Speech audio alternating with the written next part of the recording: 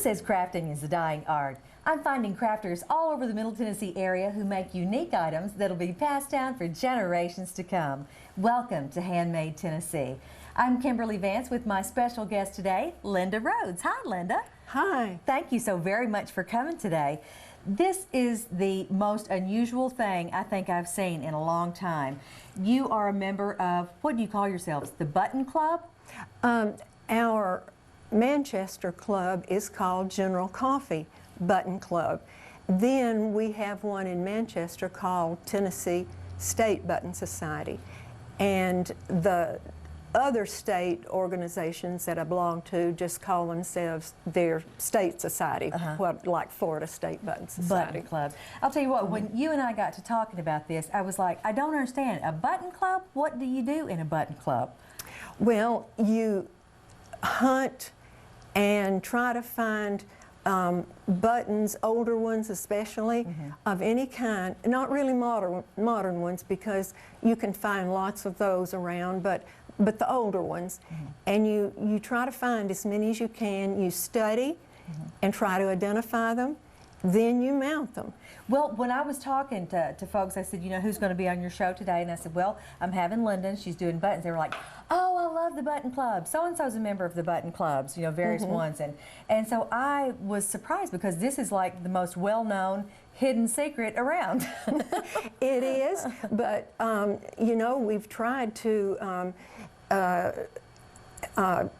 put articles in the local paper, you know, from time to time. So, you know, hoping to attract anyone who is interested in buttons.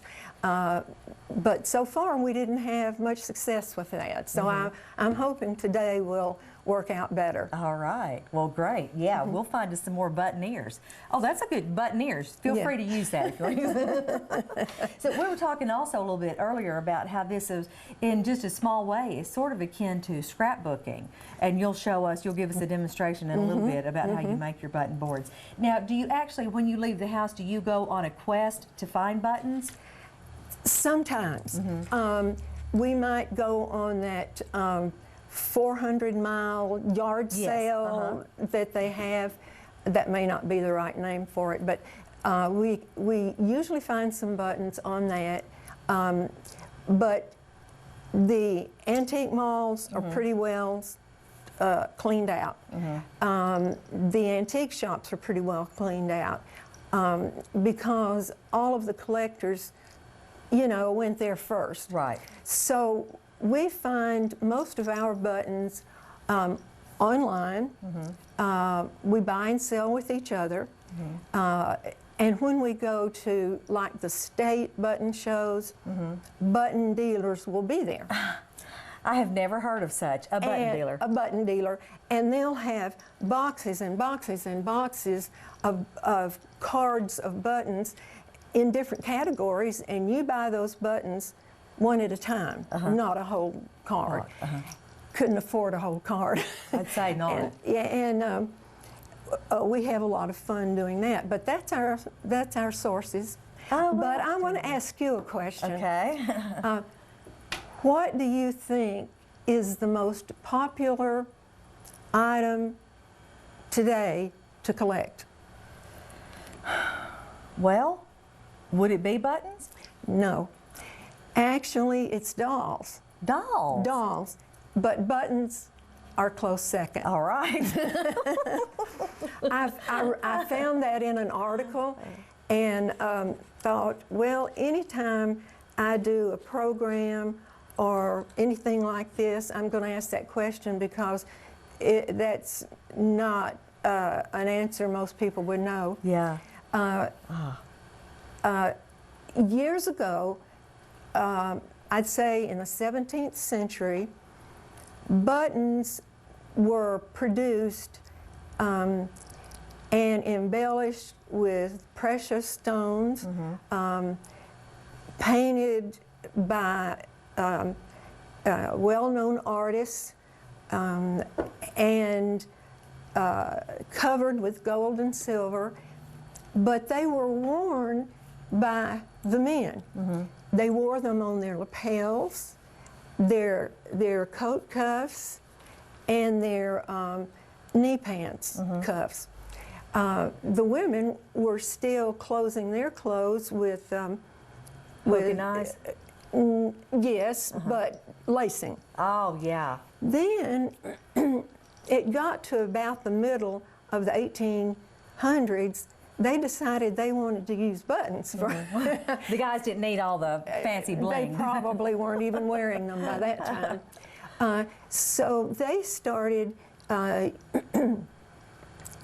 making buttonholes and using buttons. Now, I think one of the first types of buttons that they used were China buttons, because there were many companies in this country by then that were making porcelain and making products out of porcelain of different kind. So they made a lot of China buttons, and here is a card of different China buttons. Isn't that they used. Now, glass buttons were also an beautiful. An early type of button, but more close to the turn of the century.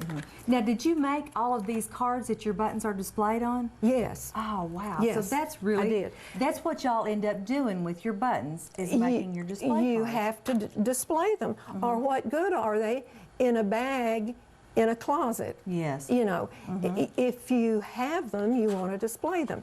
So these are like depression glass. Oh, those are beautiful. Thank you. Now,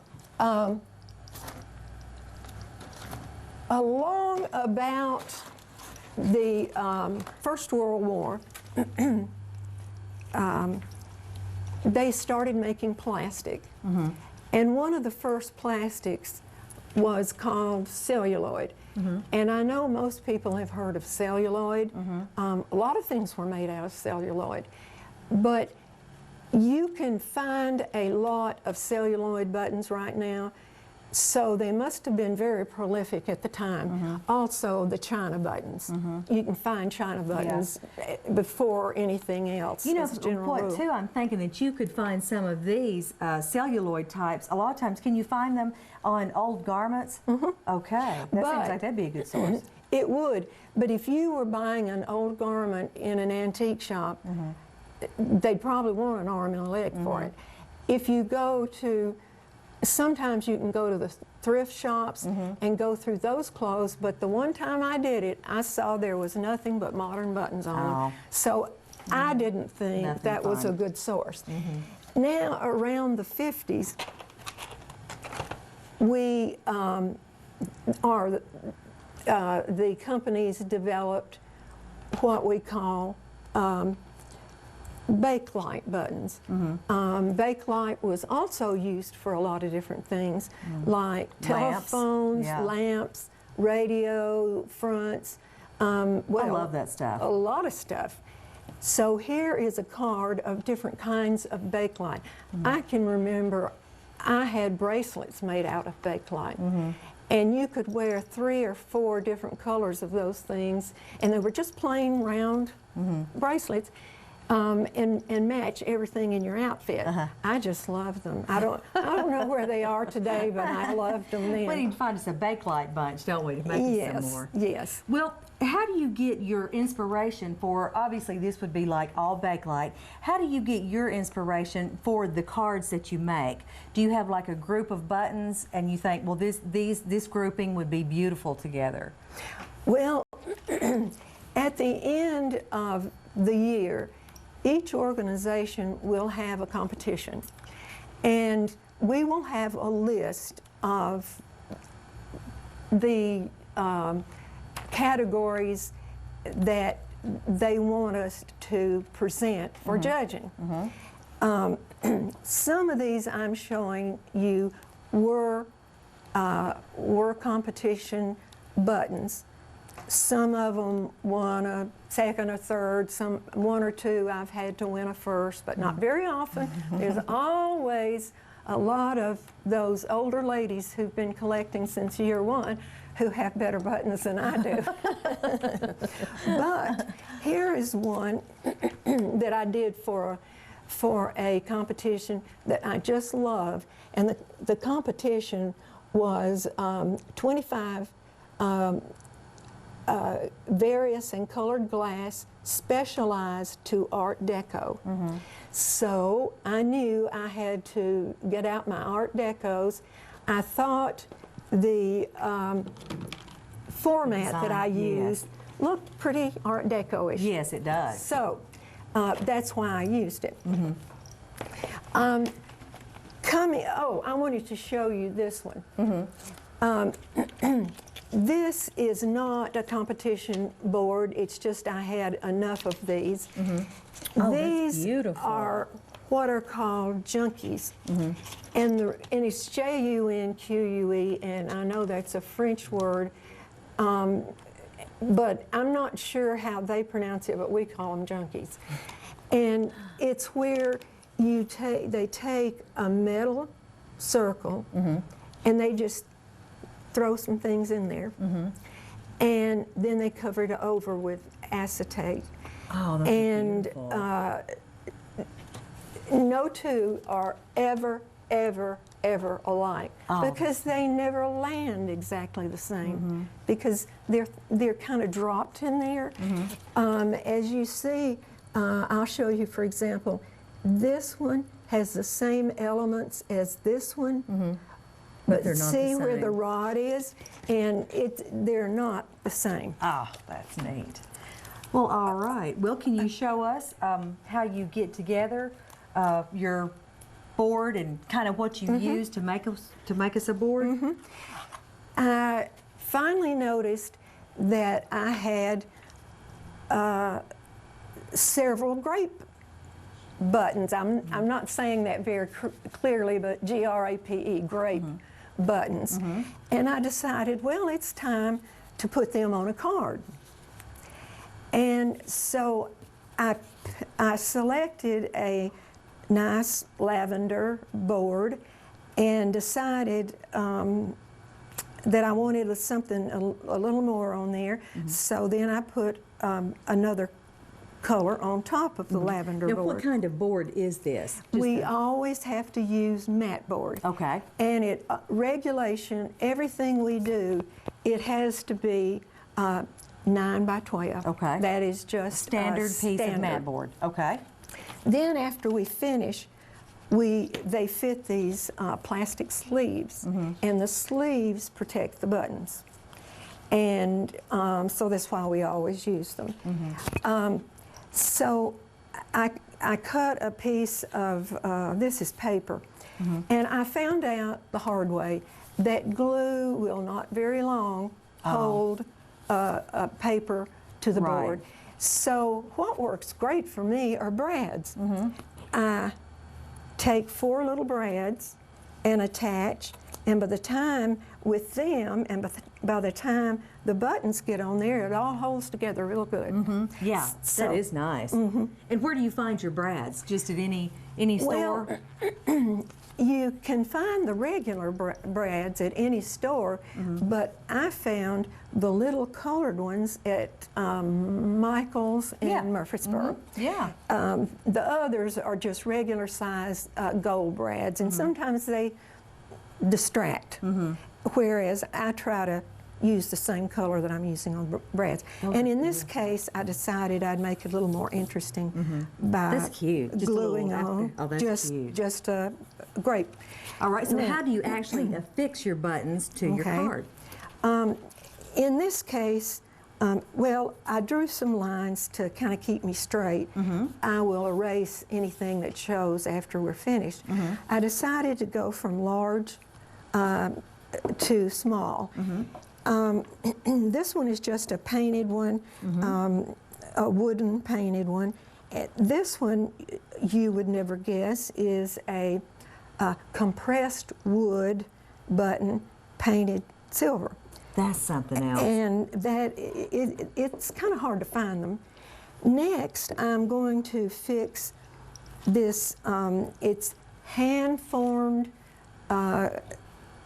clay, polymer clay, made by a lady in England makes these, and they're called milleflori buttons because milleflori means small. It means many buttons. No, excuse me. It means many flowers. Many flowers. 1,000 flowers. Oh. And see, no matter what she's doing, she puts a bunch of flowers on them.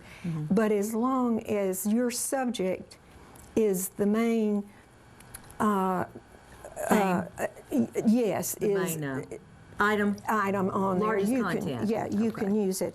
Well, I want to put it about that far down, I think. So I make a little mark with the back of the button, and you take an ice pick or an awl, either one you want. Just be careful. How many times have you poked yourself? Really? No. Oh, that's good. Really not many. Because I know where the thing's coming through, and I usually do it between my fingers. That's a good idea. Yeah. Safety first. So you poke your hole, then you take another one of these good pieces of wire. And what did you say that these are? What do you use? They are the insides of the telephone wire. Oh, wow. You have to strip the gray outside, but there's about 6 of those in all sorts of beautiful colors. Oh, they are nice. Like that. And you can usually find one just to match your button if it's going to show like right here. So, oh, pretty. Anyway, and that's another thing about Ben Lomond telephone wire. They are solid colors without having stripes in them. This is, well, you can't see it probably, but it has stripes, and if I wanted to put that on a gray button, the black might show. So anyway, looks like I lost my wire. Okay, I will put that in the shank,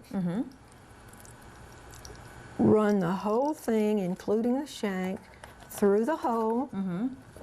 Sometimes you have to push that button through, but there it is. It's in there. And then you lay it against something so that it's you can get your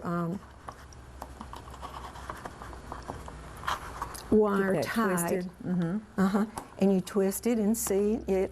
They're all looking about the same. Now,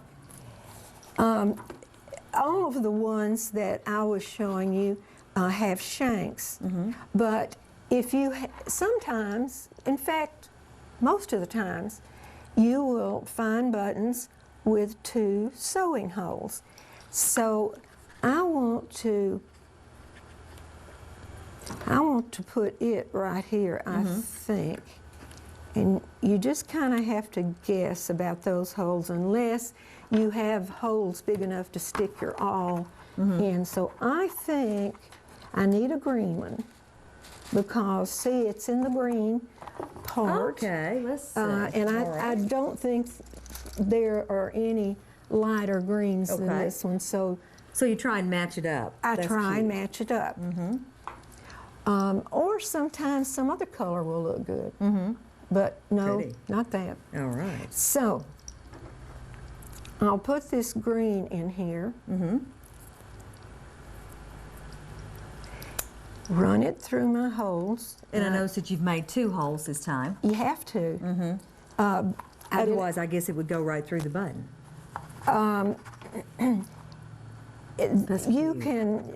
You can attach them much better if you hold, because see, an empty hole is going to sit there showing if you don't attach both of them. So you put them in the holes and see, that's what they're going to look like. And they are easy to do on the back because just a couple of little twists will hold it on and that see. That is so cute. And so you would just pretty. continue on with your thing. I would continue down. And have a beautiful Now, A beautiful board. there are a couple of these grape buttons that I want to show you. Here, if you can see this, this is a perfume button. Perfume button. It just happens to have a grape, a metal grape embellishment on the front. Mm-hmm. And how I know it's a perfume button is because it is covered in velvet. And ladies used to douse these in perfume and pin them to their collars or their pockets or somewhere close to their face so that they would have that fragrance. Fragrance for a long time, maybe all day. Isn't that something? So I'd say you have learned a lot of stuff that most of us will never even hear about through buttons. I knew absolutely nothing about buttons except I knew sewing buttons because I had always sewn for my daughter. And I knew what a shank was. That's a round thing on the back of the button, or you can sew through the 2 holes in the front of the button. But that's all I knew. But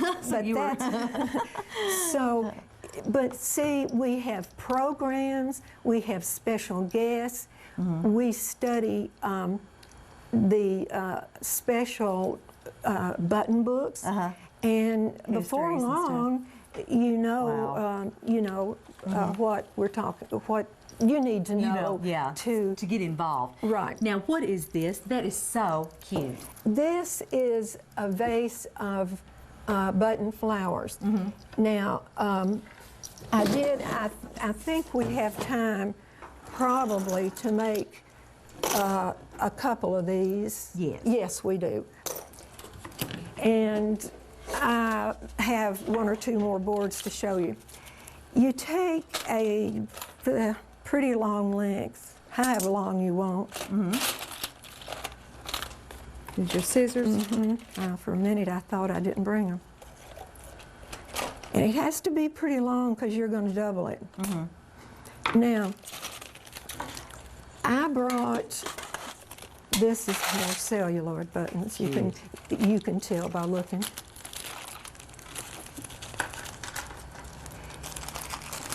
Just a pack of buttons. Actually, Not just a pack of buttons. right. Actually, they need to be the ones with the 2 holes, Okay. or 4 holes would work as long right. as they've got holes. Okay. Because you see, the wire has to go through a hole. Now, someone gave me a few of these, and I just stuck them in here with mine. But they put some buttons that have shanks, and they just don't. That's cute. But see, they don't lie flat. Yeah, but it does give it kind of a layered look. Yes, it does do that. So I'm going to take about,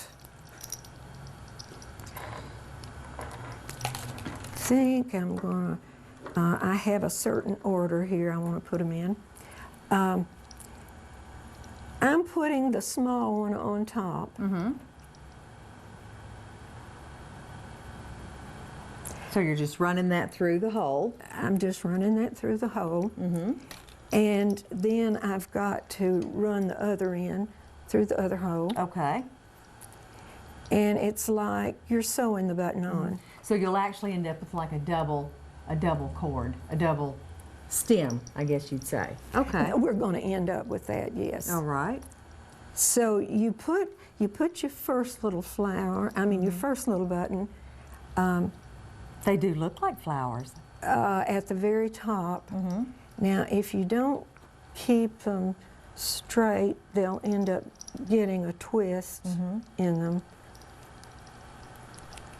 Now, that one's good to go. That's cute. Then I've decided this one is next. And it has 4 holes. That's okay. Just use 2 of them. All right. That is just adorable. Do you have these arrangements sitting around your house? I just have that one, and I did not arrange it. I just stuck them in. That's so cute. Because that's the way they always looked to me in the 20s and 30s. They didn't have button flowers sitting around, but I'll tell you what they did have.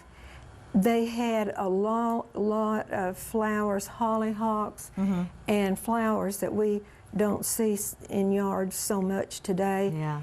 And that's what these look like to me. Some of those kind of flowers. That is so cute. Now here's my, and it's just a small button, but I could add more buttons to this one. Maybe I will. So you start twisting, and maybe and you can start again in the middle. Yes. These buttons that I brought are in the same color range. And I see how you've done that there. That's really nice. I gave that one leaves. That's and cute. I also brought some green buttons to make all leaves to stick in there. Well, so there'd be a few more leaves. I'll tell you what, that is absolutely adorable. Well, Linda, I hate to tell you, but we are out of time. I have so very much enjoyed you coming and bringing your buttons and telling us about your button organizations. And you did say that there is an email address that we can find out more? Yes, Linda2949@charter.net. Great. All right. Thank you very much for coming in today. Well, that's our show. If you'd like to get in touch with us, you can email us at handmadetn@bltv.net or like us on Facebook at HandMade Tennessee. Thanks very much to our special guest today, Linda Rhodes. Thank you. And thank you. You're very welcome. I'm Kimberly Vance, and I hope you've been inspired to create your own HandMade Tennessee.